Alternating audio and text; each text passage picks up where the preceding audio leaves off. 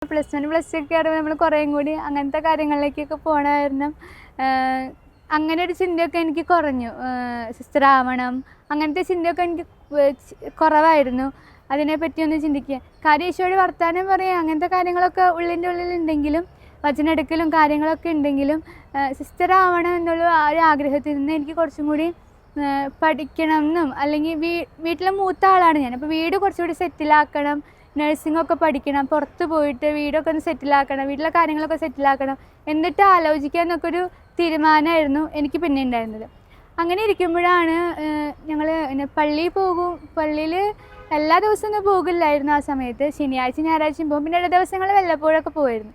അപ്പം ഞാനിങ്ങനെ ഒരു ദിവസം പള്ളിയിലേക്ക് പോയിരിക്കുന്ന സമയത്താണ് ഞാൻ 6:45 കുർബാനയ്ക്ക് വേണ്ടി പോകുമായിരുന്നു. അപ്പോൾ 5:45 കുർബാന കഴിഞ്ഞിട്ട് എന്നെ പരിചയമുള്ളൊരു വല്യപ്പനാണ്. വല്യപ്പൻ ഇങ്ങനെ സൈക്കിൾ ചവിട്ടി വരായിരുന്നു.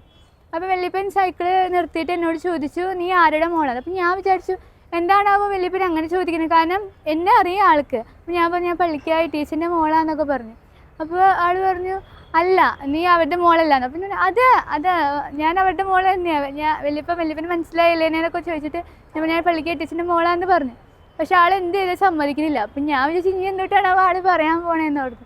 അപ്പോൾ ആൾ പെട്ടെന്ന് പറഞ്ഞു നീ ദൈവത്തിൻ്റെ മോളാ, ദൈവത്തിനുള്ള മോളാന്ന് പറഞ്ഞു. അപ്പോൾ അതെനിക്ക് ഭയങ്കരമായിട്ട് ടച്ച് ചെയ്തു കേട്ടോ. ഞാൻ അത്രയും അങ്ങനെ ചിന്തിച്ചിട്ട് അങ്ങനെ എല്ലാം മറന്നിരിക്കുകയായിരുന്നു. സിസ്റ്റർ ആവണം അങ്ങനത്തെ കാര്യങ്ങളൊക്കെ മറന്നിരിക്കുകയായിരുന്നു.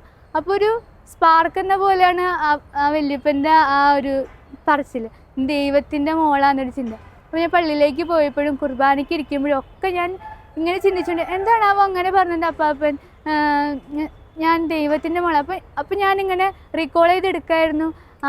എനിക്കുണ്ടായിരുന്ന സ്വപ്നമോ എന്താവണമെന്ന് ഞാൻ ആഗ്രഹിച്ച കാര്യങ്ങളൊക്കെ ഞാനിങ്ങനെ ഓർത്തെടുക്കായിരുന്നു. സിസ്റ്റർ ആവാൻ ഈശോനെ വിളിക്കണുണ്ടെന്നൊരു തോന്നലൊക്കെ എനിക്ക് വീണ്ടും അപ്പോൾ വരായിരുന്നു.